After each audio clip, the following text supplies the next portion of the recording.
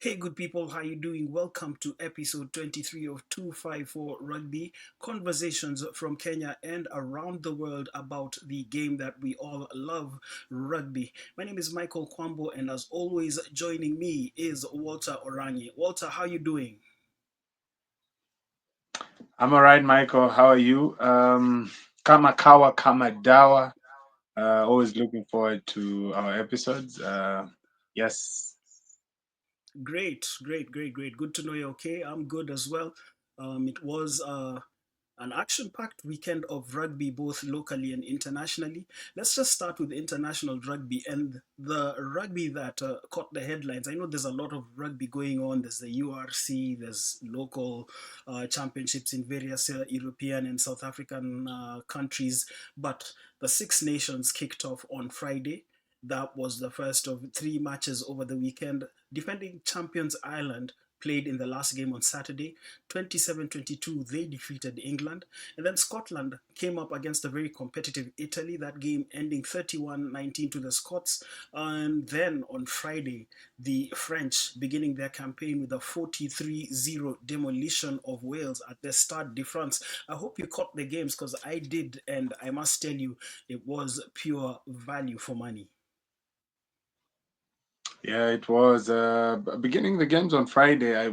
I caught the Friday game was France playing Wales. Yes, and it was quite entertaining. Um, well, I saw a toothless Wales 15 men aside team. I did watch a good French side, not really the best performance you'd say for them, but it was quite a good evening for the French.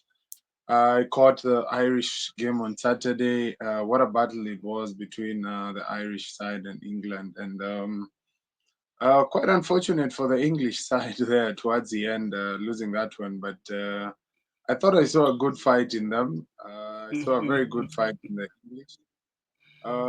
Ireland, well, it had to take a bit of brilliance from the likes of Lowe and company to unlock that English side. And what a game it was, Michael. It was a game that really deserved more time, but really, a rugby game has to end at 80. So yeah, Yeah. that's Well, just for it. me, yeah.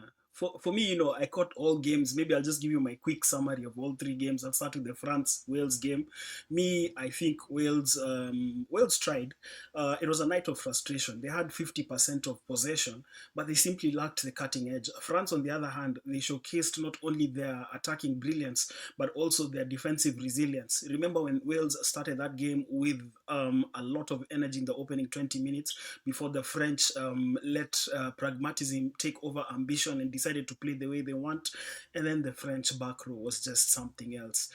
And we're saying all this without mentioning Antoine Dupont, who's returning after missing out last year, taking a break for the Sevens. He played only 55 minutes, but in his 55 minutes of the pitch, Wales were 28-0 down to the French at halftime. That was a dominant display from the Frenchies. And then now going into the game between Scotland and Italy, that was another game. High energy from the Scots early on. They raced into an early lead, and then the Italians coming back to 1919, and it took again. It took brilliance from the Scots to score those tries that eventually won them the game. It ended 31-19. This is to take nothing away from Italy. They're playing under Gonzalo Quesada, the former Argentine great. He's now in charge of the squad. The Italians have had a lot of attacking flair, but there's something about their defensive resilience as well. For the Scots, could this be the year that they actually emerge as challengers? Not necessarily to win the title, but people will have a key stake in where the title goes. Then England versus Ireland. I think the Irish, they're the defending champions, have won two in a row.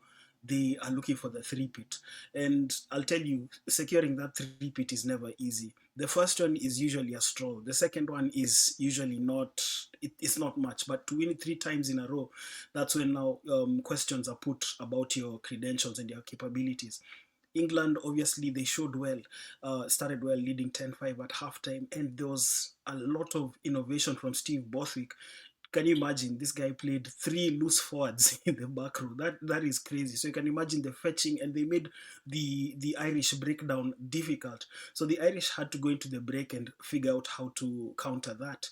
And then I also feel that the effect of Jack Nineba, even though he's not the coach of Ireland, is rubbing off on the Irish, because you could see that the way the South Africans suffocate their opponents. And if you ask me why, it's because a majority of the Irish team is from Leinster, which incidentally is coached by Nineba. So I feel like they're taking some of his tactics, fusing them with Andy Farrell's tactics, and that is what got them the result. Match day two will be interesting because, like for France, they're without Romain Ntamak. Stupid red card, if you ask me, going high, and then they're going away. They're going to play. They're going to play England away, man. That's gonna be crazy.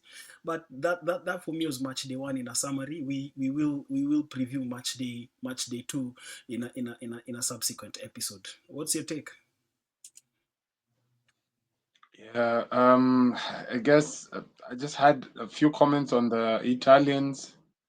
The Italians really played well. It was a close game. Remember last year they beat quite a number of sides.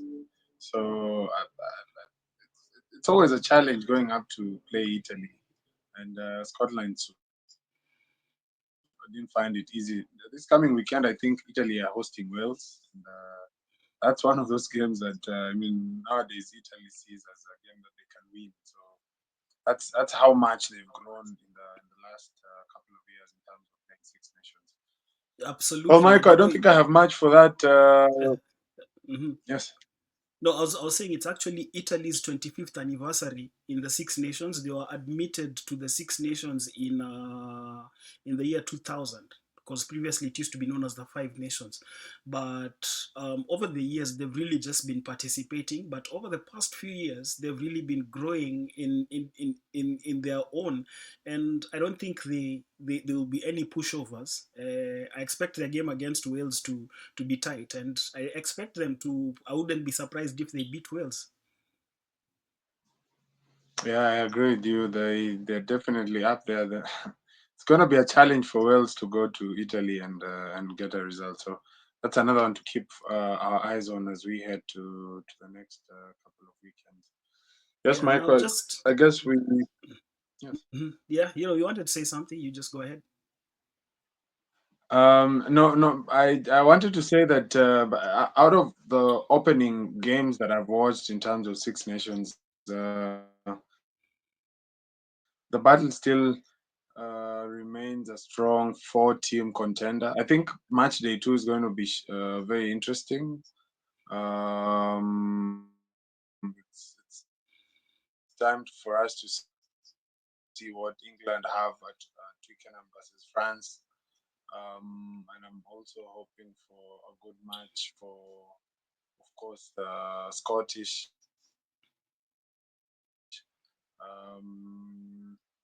So it's going to be a challenge this year, but still the front runners from match day one to me still are France and Ireland for that top slot.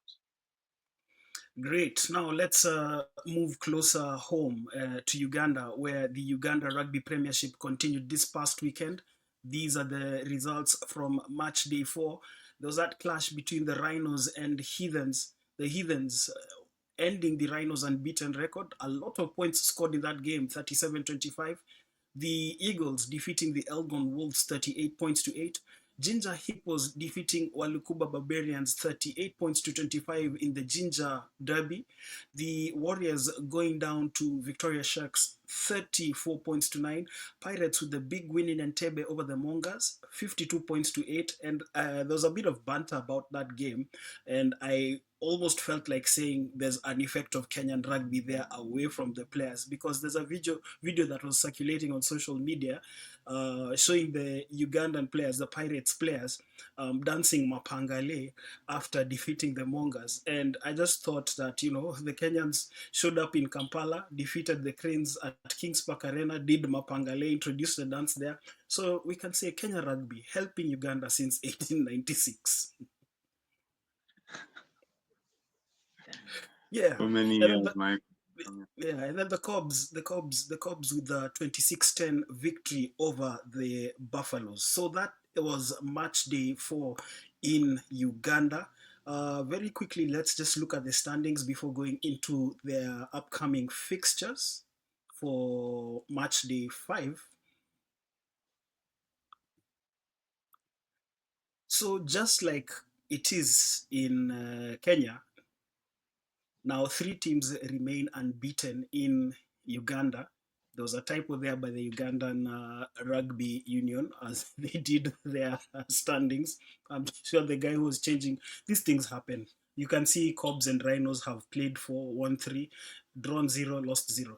We all know that there are typos there. But anyway, Heathens, Pirates, and Hippos remain unbeaten after 4 games. And then we have Cobs and Rhinos in positions 4 and 5. Victoria Sharks are 6th. The Buffaloes are 7th. Eagles in 8th position. Mongas 9th. Walukuba 10th.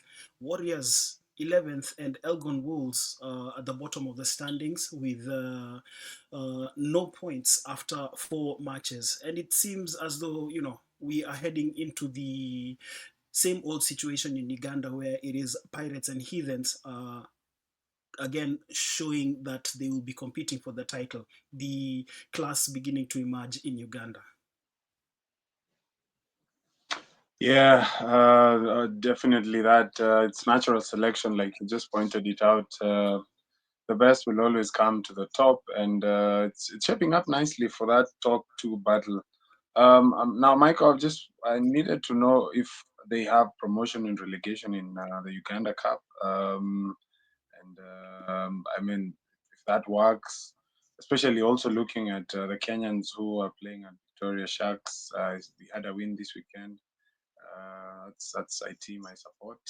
So yeah, we seem to be doing so well on that front, and if there's a playoff situation there, I think we are knocking on that door. Mhm. I know there's promotion and relegation because Makerere Impis, who have been a fixture in the Uganda Premiership, are playing in the second tier. They were relegated at the close of last season. I can't remember the other team, so we still need to firm up our paperwork on Uganda. This is work in progress as we go. But like you said, there is that interest, of course, because of the Rugby Africa Cup, which is coming up in July, and then Kenya playing against Uganda. And ironically, the Ugandans have named their squad a 42-man squad. I don't have it with me, but among the notable names that are missing, Asuman Mugerwa, who has been a long-standing fixture in the Ugandan front row, not in that group of 42, and also Charles Uhuru, who has also played his rugby for Kabras in Kenya. Those are two notable names. Ivan Magomu was not included in the squad.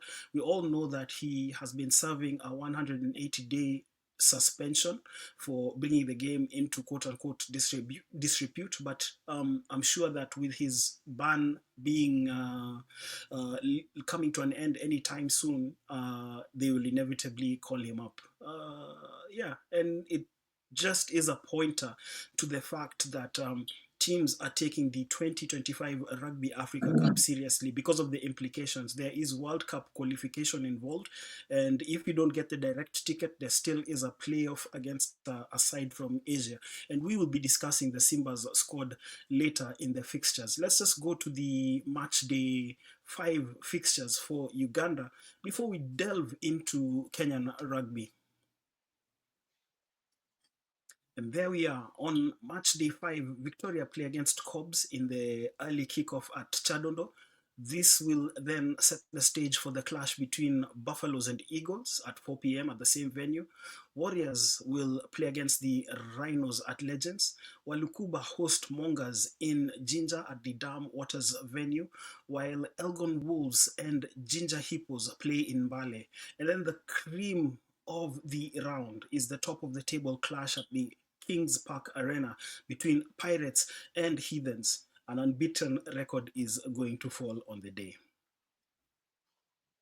Yeah, mouth-watering encounters lined up. An interesting one, Pirates versus Heathens. I'll be looking forward to that one, simply because it's a top of the table clash. Victoria Sharks will be playing Cobs, another one for the eye, as I am a Victoria Sharks fan, so I'm looking forward to that one. Anyway, Michael, I guess Uganda has its fixture lined up quite nicely, and a lot of games, quality games coming up. Yeah, and now let's finally land at home. The KRU Championship Match Day 8 took place this past weekend. Masinde Muliro cannot stop winning, and they won comprehensively. If anything, Masinde Muliro and Mombasa were the only teams to register big margins of victory. It was a pretty tight weekend in the championship, Walter. Yes, it was Masinde Muliro keeping up with being very consistent on the wins, 35-13 against Two Marines. Daystar Falcons battling Homeboys RFC, and we called this one last week, and definitely knew that Daystar were going to pose a big threat to Homeboys, and the result not giving away that 22-20 in favor of the students. Western Bulls hosting Catholic Monks. Now, this was a game, Michael, we had talked about last week. It was a tough one for Catholic Monks, and a massive result on the road, 3-6 full-time scoreline. Must have been a tight game, that one. Seemingly the boot being the decider. Now, Jacob Cougars versus Zitek Oaks, another one that we had called a tough one because it was literally a derby. It was a Juja derby, and Jacob Cougars coming top, playing at home versus the Zitek Oaks. Mombasa RFC playing at home, playing the Mean Machine. I mean, a game that they must have really stepped up. I mean, Machine have been on a resurgence, and it definitely must have been a good game for Mombasa to win that one 22-5. And then finally, we have the USIU Marshall versus the UAE Trojans. This one was a game of the bottom of the league, and finally, Michael, USIU have done something, and I know this is what they do most of the time: fight long enough to stay in championship. So maybe that fight has begun. Um, but a good result there on the road for the USIU Marshals.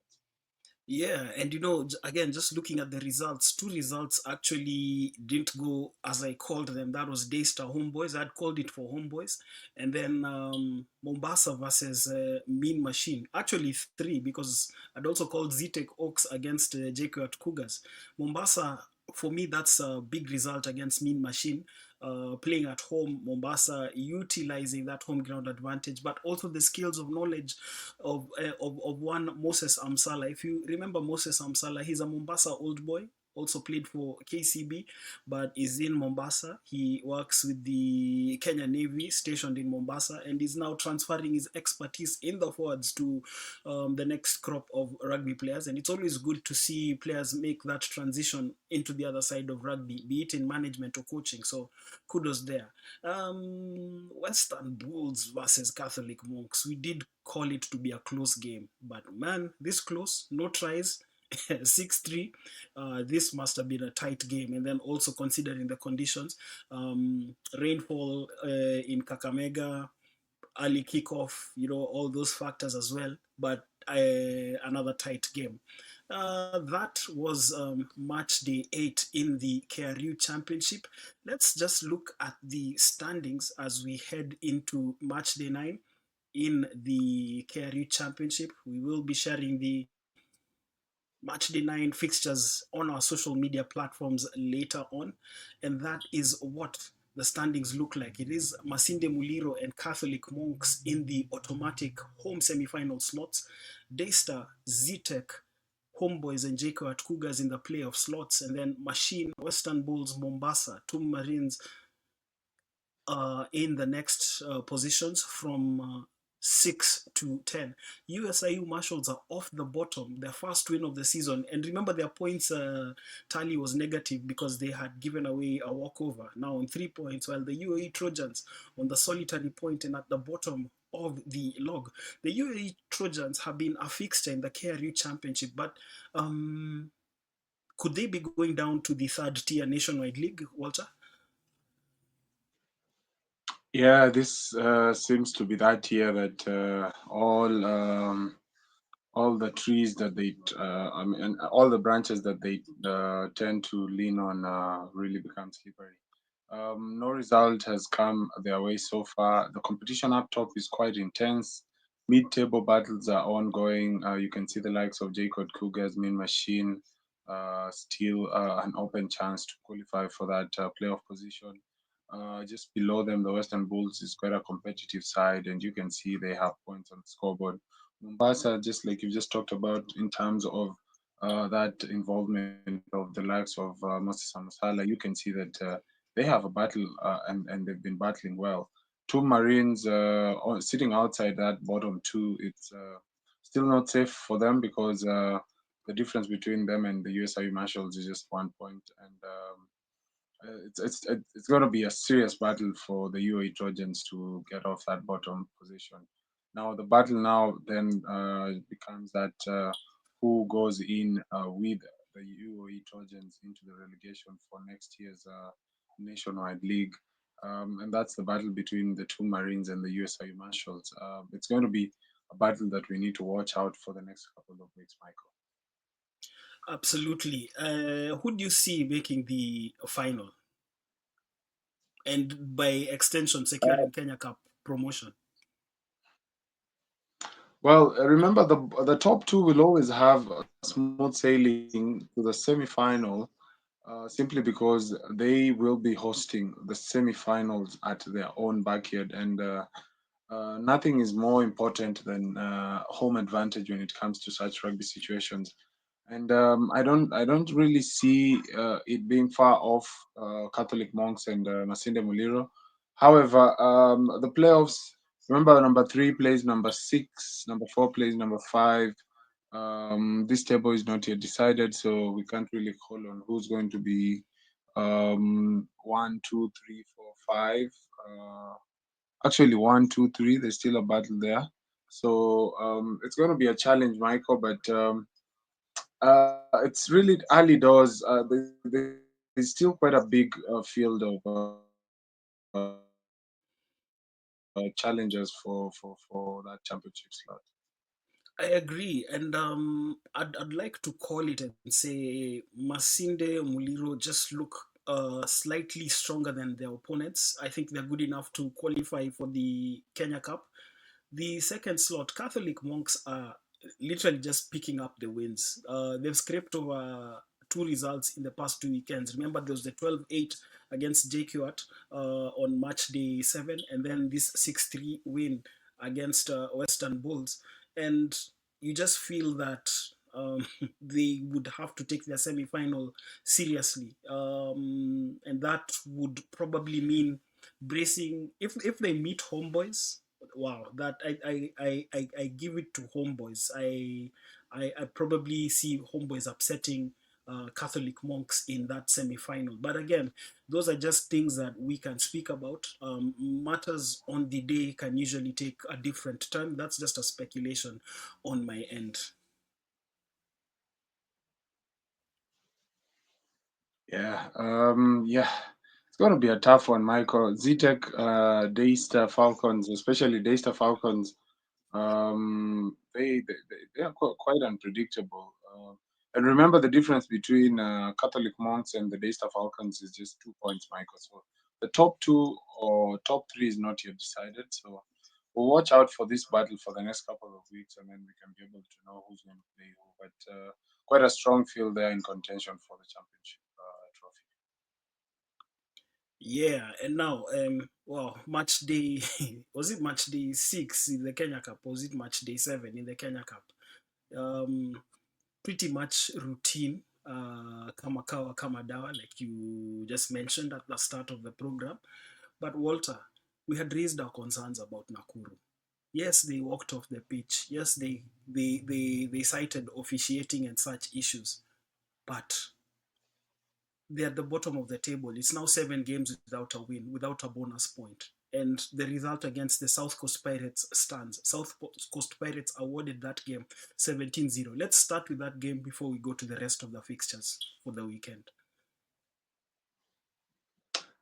Yes, what a game at Estadio de la Secrest huko nyumbani huko kwa kina babu kule chini, walienda kweli, Wanyore walienda wakajionea mazingaombwe. Michael, I've been watching videos emanating from that game, and the scrummaging, my friend. They are they took this game to the Nakuru side, and this one, to be honest, Nakuru can cry foul of refereeing and say, oh, we didn't really like a few knock on calls and a few forward passes, a few whatever it is. But bro, if you see the brutal force with which their scrums, whether they were Nakuru or South Coast scrums, they were just. I mean, if that was what was happening, I mean, Nakuru had the rights to run away from that, Michael. 17-0. I remember I called this one. You lost, Michael. Remember we had a bet on this one. Uh, Bia, yani hapo hata hatutadiscuss hii maneno. It's a school night. How? It's a school night, No. so Full night for you. utapata hizo bia zako, unajua pia Yes, utazipata tu, utazipata. school night for you. Yeah, Sasa South Coast Pirates did nimezituma a na parcel, nimezituma na ena coach, so oh, utapata tu eh, so 17-0 in favor of the South Coast Pirates. Kisumu RFC, Michael versus Mwamba. I also called this one in favor of Kisumu. I knew the boys were laying an ambush for Mwamba. I could see it. I saw the team's squads. I could see how balanced the squad for Kisumu was, and I had a feeling that Kisumu are not going to let themselves down. A very convincing 25-5 victory in favor of Vijana Fidel Odinga. Now Impala versus Strathmore, Michael. This one was another interesting one. Former Leo's coach Louis Kisia leading current Impala side. Strathmore Leo's battling for survival. I mean, many players have transitioned from Strathmore now playing for Impala. Quite a familiar look in both sides, and it was really a matter of a Strathmore battle right here, and Strathmore Leos came out on top. You could see the influence of the likes of Japolo, who've come back to club, and I mean he scored a try, and you could see that such games and such opportunities with some of their senior players in the team, they can have a decent challenge, mount a decent challenge not to drop into the championship league as the season progresses. Well, that's something to look forward to. Menengai Oilers versus Nondis at cracker 34-25 victory in favor of the Menengai Oilers. This one was always going to be a tough one for Nondis. Oilers standing up strongly. Playing Nondis has never been easy, and very good result there. 34-25. KCB versus Queens, another one. KCB. Doing all they could and winning it convincingly. That is 38. The other fixture was Gabash versus.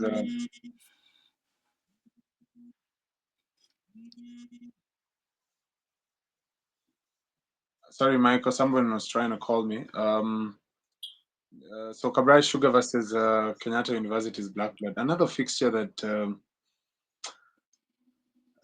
the students would always hate to do that trek to Kakamega, convincing 62-6. So Michael, this week's fixtures and results, I think the only failure for me is the match against Impala versus Strathmore Leos, which I called in favor of Impala.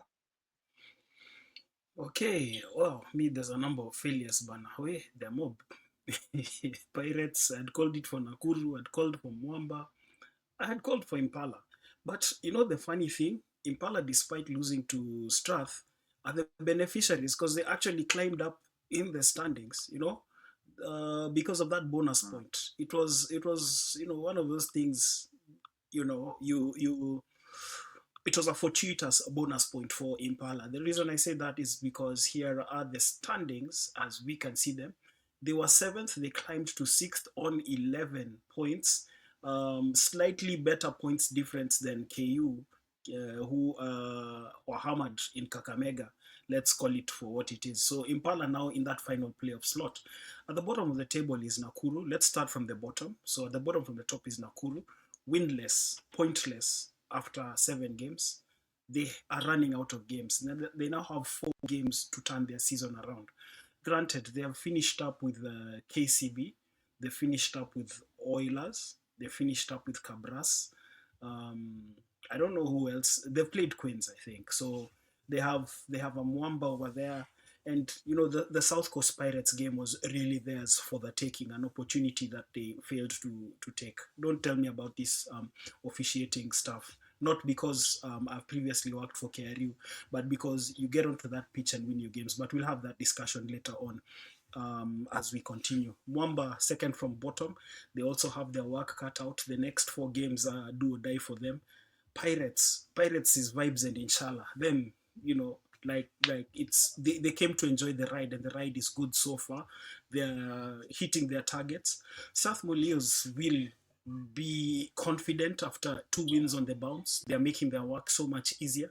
Kisumu are proving to be the ultimate escape artists, and I believe they picked up from Black Blood of a few seasons ago. I recall when Black Blood were in a similar situation where they would struggle in their fixtures but somehow survive relegation and have become a competitive side. Impala have done well this season. They've recruited strategically, and you can see the recruitments both in terms of their technical bench and their playing personnel, lifting them to an all-time high in their return to the Kenya Cup. They're now sixth. Well, Walter, the top five is concluded. We all know these 5 teams are through to the playoffs. Nothing can change right now. Um, it's just a matter of unbeaten records falling because Cabras, Sugar, KCB, and Oilers remain the only unbeaten teams, and they're yet to play each other. So we're probably going to see a scenario where one team finishes unbeaten, and then the others pick up their standard losses for the regular season. Yes, Michael. Yes. I mean, at some point, someone has to fall. They have to go up against each other, and I'm looking forward to those games. Should be very very good games for the eye. I mean, top five, like you said, is definitely decided. Just a question of Kenya Harlequins and Nondes deciding where they finish, either fourth or fifth. But I think the top three is well decided. Now, Impala and Black Blood have a job to do in that mid-table battle for that sixth position. Remember, Kisumu are fighting relegation. Strathmore Leos are also fighting relegation. South Coast Pirates definitely fighting that relegation battle. And Muamba versus Nakuru. Muamba and Nakuru also looking to escape the relegation debate. So, I mean, the biggest battle now, Michael. Like I said, we've decided up top who's going to finish where. The battle is down here on who's going to fight for their lives, and this is boiling down nicely towards a very very good ending of the season in terms of the Kenya Cup League. Up top, home semi-finals for the duo, but we need to know who's going to become number 2 or 3. You've rightly pointed it out that we might have a result where one goes unbeaten and the other pick their flowers and just fall in line and wait for that playoff challenge. So it's a job rightly in front of their, I mean, of their hands, and they need to do it. So well, I'm looking forward to the final end of the season as we head to the playoff. Yeah, and then also last week, the Simba's training squad was named in preparation for the Rugby Africa Cup, which takes place in Kampala, Uganda, and 47 players named. I saw some comments as well from people like, why don't you have people from specific clubs? Walter, a national team is not a democracy. Yes, it's not a democracy. I mean, it's that opinion that the fan will always have. You know, with modern technology and media, you know, they now have a lot in terms of access to who they know. So it's good. I mean, it's the voices will always be there. So it's for the coaches to do their jobs. The squad was named and. Melvin Tairuk, I think that's a Kenya Harlequin for Edward Moura. Yeah, Um, Thairu is actually in yes. Romania with Ian Jenga and Cornelius Mokoro. Okay. And I could see that they've named the trio from Romania in that team. So they've definitely been looking and keeping an eye on our foreign internationals. And remember, Michael, we've always looked and wanted to have many people play outside our Kenya league, just simply because we wanted them to get better. So I'm looking and I'm hoping that that transition maybe will probably help. So yeah, so like you said, it's not really a democracy, Michael. We have the likes of Emmanuel Opondo, who's been called up. Very, very good pickup there by the national 15-a-side team. I believe he's one of those boys that, if given an opportunity, would definitely stand up and be called upon to serve. I mean, I'd love to see who they go with that flyer, because Kenya really needs to build its rugby around a number 10, and that number 10 should be a clear indication of what the coaches want to do in terms of gameplay. So I'm looking forward to this. There's also going to be the Super Series this year, where we're going to have uh, some of our top Kenya Cup players.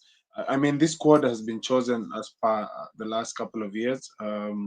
However, this year we'll definitely have some of the individuals who are going to step up and maybe have a shout out. The likes of Griffin Chow of Cabras have quite.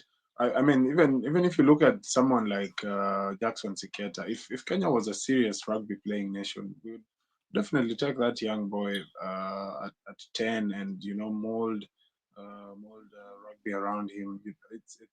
It's to me, if you're looking at developing, then if you go for the flyers that we have locally and look at the different options that we have. I mean, if we are developing, then I would rather just start developing, you know. So I'm looking forward. I know we have a new director of rugby. Paul Odera was confirmed by the Kenya Rugby Union. Yeah, and at Um, this point, there's let's hand out a hearty congratulations to Paul Odera. That's a true servant of the game. Has represented Kenya ever since age grade. Part of the Kenya schoolboys who toured South Africa, I think in 1994, has played for the Kenya 15s. He has been a Kenya Sevens captain, Kenya 15's captain, has got his flowers at St. Mary's School, where he led them to the 1994 Nationals. Uh, what else? What else? Played for both Nondis and Queens. Has coached the Kenya 15s, coached the Kenya under 20s to victory in the Bates under 20, the first time that the Kenya under 20s defeated Namibia at that level. Um, and he's right now a PhD candidate as well. Paul Odera, I think, deserving of the role, a rugby man all through and through. Sorry I interrupted you, but every time you hear the name Polo, he's one of those enduring figures of Kenya rugby and a guy who deserves his flowers at every given opportunity. Yes, Michael, you give him his flowers when you are able to, and that's a very good tribute. So yeah, I'd be looking forward to understand what philosophy there is, and that communication coming down through the director of rugby, because in that role, I know it's a job cut out. He has to find a balance, and he has to make sure that the Simbas are ready for qualifiers against Uganda. So big job. Nonetheless, we're looking forward to working together just to see how best we can be able to assist him achieve his role, because I guess every other time we think about the Simbas, we think about qualifying for a World Cup, and that's the main target. I don't think he has any other job than to make sure that maybe Kenya gets a realistic chance of qualifying for the World Cup at any time. Maybe it's the next World Cup, maybe hopefully it's the other one, but yeah, we are always optimistic about our chances with Paulo there. Great. Now, Walter, there's been that debate about officiating, more so in light of Nakuru's walking out of their fixture against the South Coast Pirates. What's your take on officiating in Kenya? What can we do? This is just um, our unfiltered comments and thoughts on how officiating can be dealt with in Kenya. Well, Michael, officiating is really frustrating. Speaking from that point of view of a coach, remember, I also go through this literally every week with rugby on the road, standing on the sidelines and just trying to understand what referees' calls are, and it's always a problem. And but then again, you need to understand the context of every situation. Not every situation is the same. Some referees, like now for nationwide, I would really think that's a development platform. So you'd excuse them a bit simply because they're also developing in a way. But when you come to Kenya Cup level and you see the names that are on match day duty, the the, the, the idea that a referee is incompetent at that level does not really occur to me. Then now comes down to those individual calls. I need to understand the context of which Nakuru are complaining about the game that they played in South Coast. We'll always blame the referee. There's no game that has ever ended where everyone is comfortable and saying, this game was 100% ref properly, and we've come out in all fairness, we've won it, and we are happy that. I mean, no, there's no game, Michael, that will ever have that balance. So I'm interested to see how clubs get over it. For it to get to a point where a team has to walk off the pitch, that's something that really needs to be looked into. However, I don't really see that as a. I mean, the referee would have done much to help you gain an advantage over somebody when it was maybe 17-10 or maybe 15-12. Maybe it's so close and all that. But you have accepted that you conceded 17 points and then you walk off. Um, I don't understand the context. I don't want to really be up in arms against the walking outside. However, on paper, it just sounds like it was one of those days that maybe a brain freeze somewhere and someone just decides, let's do this, and the whole team follows from behind. So yeah, officiating, we have a conversation around it, Michael. We need to, most importantly, get to understand how referees come up with their decisions most of the time. But I don't see this as a reason as to why Nakuru should be walking out of the pitch, especially with the experience that Nakuru have. I mean, having played in Kenya Cup for the longest, for a very long time, as I am putting. Yeah, so I think for me, granted, there are those challenges that come as a result of officiating.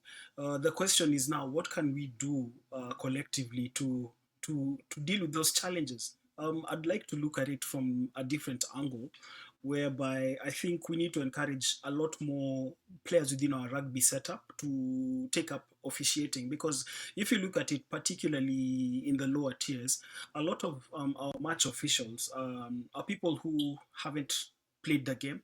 They've been introduced to the game much. later, probably in adulthood. Many of them are within the education system, are teachers, and you do know that to coach high schools, you need to have a TSC number. And that probably is a factor. So your understanding of that game, of the game at that particular level, is different. So what I'm trying to say is that, look, not everybody in your club is going to make the first or second team. Not everybody is going to turn out to be a successful player. Some will branch out into other fields like coaching, like the medical field, like analysis. Why can't we also have the clubs also, encourage some of their players who have been in the setup to pick up officiating? I think that is one way of going about it, because you already have the knowledge of the game from an earlier level. Look at people, um, the likes of Kelvin Wambugu, who is officiating, one of the emerging young referees in the country, an alumnus of Mangu School, played the game there. You can tell even from the way he officiates, his understanding of the game is on a different level, and even the way he officiates the game. That's one. Now, number two, also, what is the Kenya Rugby Referee Association doing in conjunction with the Kenya Rugby Union to make officiating more attractive as a field that you can venture into, instead of just looking to play the game.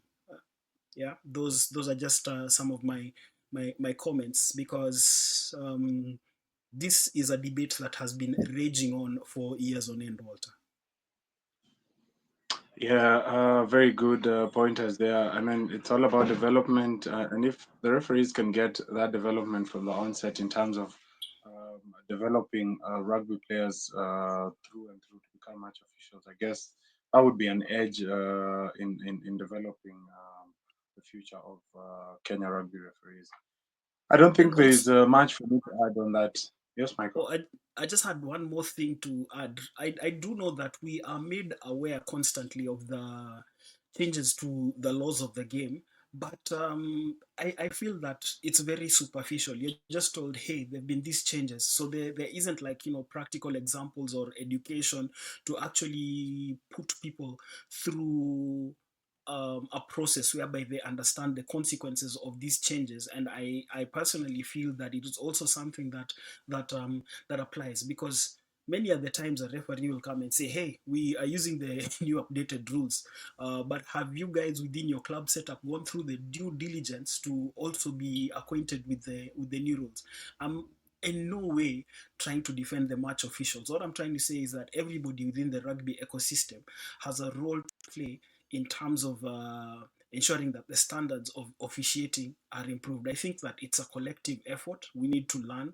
We need to embrace the knowledge. We need to practice whatever it is that comes into the fore, in order to make us better. Because also, if you look at it, when representative teams go out there carrying the Kenyan flag, many of the times they are caught out on those decisions, from the match officials. And then it's obviously easy to say that the referee was biased and stuff like that. I think we need to further our rugby education to have in-depth understanding of the laws of the game, to make us both better players and also to make our rugby better.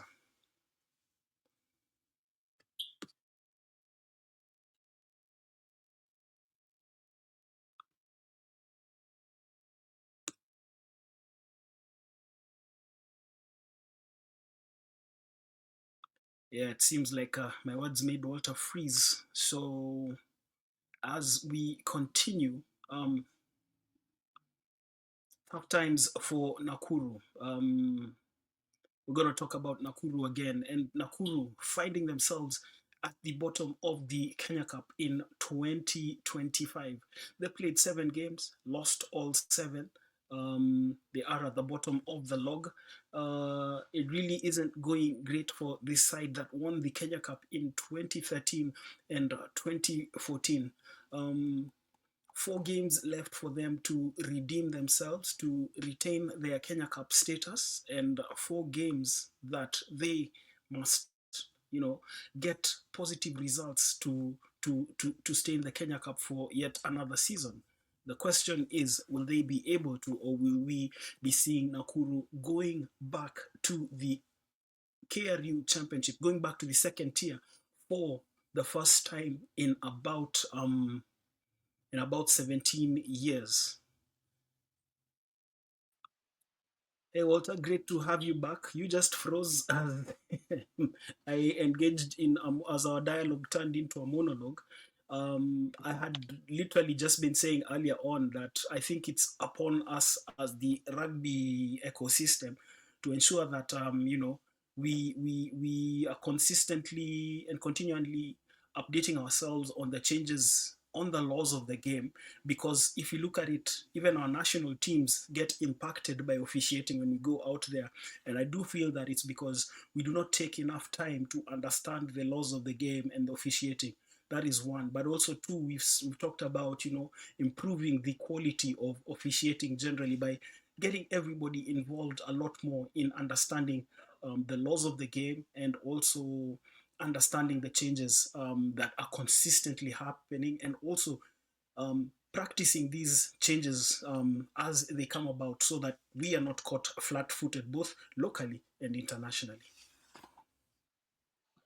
Yes, I mean, the officiating bit, Michael. If the players themselves don't understand the game, then it's even hard to teach the fans. So much as we are looking forward to demystifying officiating and everything, we need to understand that players themselves, current playing unit, have to work so hard and grasp the rules and be aware of the changes. We need to be a world that is adaptive to rules and changes. um, and most of the time as players, you're online, you get to understand, you hear, you listen, you see videos, you see these communications coming down from World Rugby, because most of us with gadgets tend to have such information. So it's sort of an easy way of keeping yourself in the game. It's your game. You need to get educated. You need to understand which rules have been brought into play. As the referees also look forward to improving themselves, the ecosystem has to show that it's developing together as one. So yes, I agree with you that we need more in terms of education. We also need more in terms of our people understanding the game. Yeah, but and it's a journey that we need to walk together, so that it becomes easier for us to understand what most of the time these referees call on the pitch. Great. Now, as you can see on the screen, there are tough times for Nakuru. I just started introducing that topic, then I lost you, but thankfully you came back. And it's really just to look at what's not working for Nakuru this season. Look, 7 games into the season, Walter. Me, I'm still concerned, Bana. 7 games into the season, no win, no bonus point. 4 games remaining, and if the status quo remains, Nakuru could be going down to the KRU Championship. That means relegation. The last time they were in the second tier was in 2007, when they won the Eric Shally Shield to return to the Kenya Cup in 2008. So that will be ending nearly 17, 18 years uninterrupted stay in the Kenya Cup. Can they turn their season around? But before you ask, can they turn their season around? What's not working for Nakuru, away from a loss of sponsorship? Because also other teams have equally been impacted negatively. Michael, I don't think there is there is an issue. We could say sponsorship as a blanket cover for not being a competitive side, but Nakuru have struggled of sorts with the bit of transition. They've transitioned both on and off the pitch in terms of their management. They've also lost players directly, the likes of Amos Obai and company, who've moved across the fence to the Menengai Oilers. Pre-season, well, not really pre-season.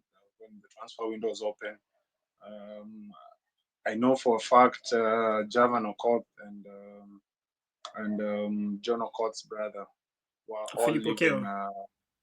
Yeah, okay, were all about to leave and head to Impala. So, save for that last minute, maybe Impala could not be able to finalize the transfers. So it has been a club that is not settled. Sadly, the requirements of this league, Michael, are very brutal. You snooze, you lose. You see the battle that the likes of Kisumu and South Coast are putting up, and then you see how Nakuru is. I mean, it's dense in a way. There's no bubble. There's no buzz around them. There's it's like everyone has given up. They've sort of accepted fate. You know, I'm looking at their next couple of fixtures. I know they're capable of getting results. I had a look at who they were playing for the next four games. I don't know if you can pull that one up, Michael. I'll not be able to pull it up, but I can read it. I Can you can read? read Can you it. read who? So coming up for Nakuru on the 15th of February, they have Kisumu at home. That's a must-win clash. And then on the 22nd of February, they are away to the Strathmore Leos. That's another must-win clash. And then on the 1st of March, they have Mwamba, another must-win clash. And then they have Impala away on the 11th. That's the last day of the regular season. 11th on the 8th of March, 2025. They play away to Impala.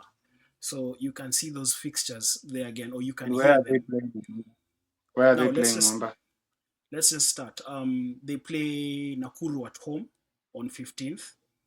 They play Nakuru. Strathmore. Nakuru play Kisumu at home. Wait up. Yes, Nakuru versus Kisumu is a home game for Nakuru on 15th of February, right? Then on the 22nd of February, Nakuru are away in Nairobi to the Strathmore Leos. Yes? Then on the 1st of March, they are at home to Mwamba at the Nakuru Athletic Club. That's the second last day of the regular season. And then they make a trip to the Impala Club on the 8th of March to play against Impala. So those are the games they have to win. So, looking at those fixtures, Michael, and and knowing that it's really the clutch end of the season, they're playing at home versus Kisumu. Uh, they have to get their house in order, or Kisumu will come to Nakuru and get a result. That is something that the turnaround between losing to South Coast Pirates and playing their next fixture has to really. They have to switch on. It's almost an immediate turnaround.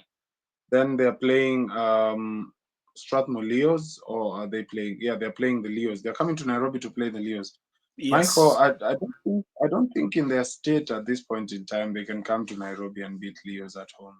I and Leos knowing very well that that's a battle for their life to stay in Kenya Cup. It's going to be a challenge for Nakuru to really stake a claim. Nakuru of the old would have done something, but at this point in time, their current mental stature and standing, I don't think they can come to Nairobi and really beat a spirited Leo side at home.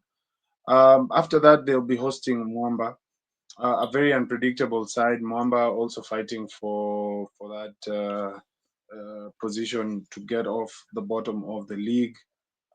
Pretty sure they'd have also battled for their next two fixtures. It's not looking really good for Nakuru at this point in time. But I would expect them to pick up points against Kisumu. I would expect them to pick up points against Mwamba at home. The Strathmore Leos one would be a bit challenging, and then the final one, I guess, is against Nondis. Yes. No, it's not against Nondis. It's against Impala. They play against Or the final Impala. one is against Impala in Yeah. Nairobi. Yes. And that's also another fixture that I don't see Nakuru winning if unless they don't sort out, because that's a fixture Impala would also be relishing to have and saying that we can get points against Nakuru. So I Yeah. think they just need to win their home games convincingly, get at least two bonus point victories, and then get one away victory, and then hope that elsewhere results go their way, because I don't see They just have to win all their games, Michael. There's no option about it. Yeah, and I like your summation because just moments ago when you said that survival in the Kenya Cup is down to quite a number of things, I was going to break it down and say that survival in the Kenya Cup is down to winning 3 games. I think 3 is the magic number. Once you're on three wins, you're good. And 4 games remaining, Nakuru have to win 3.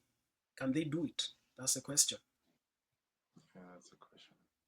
Yeah, well, Walter, this weekend the league takes a break. It's the Enterprise Cup, so I think we'll discuss those ones in the next episode. We've done exactly an hour today of 254 rugby. It's been great having you on the show. And how did rugby on the road play this past weekend? We were playing at home versus Stallions. It was a derby, Uh, the Udiru derby, and we lost to Stallions 46-9. a result nonetheless. You showed up, valuable lessons learned. Just keep it up with rugby on the road. Yeah, definitely, definitely, Michael. Yeah. Well, thanks, guys, for watching. This is Michael Kwambo signing out. Walter Rangi here. Thank you for coming on through, guys. It's been a pleasure. We've done this for, I think this is our 20 something episode. 23rd. As always, yeah, as always, we're looking forward to your feedback. So drop down to the comment section. Just let us know what your thoughts are. We're looking forward to bringing more content on our social media pages. So keep an eye on 254 Rugby on Facebook and Instagram, and looking forward to your feedback. So subscribe as always. Share this to your friends and family who are sports and rugby addicts. And yeah, let's keep building this community. Thanks, guys, and catch you later. We out.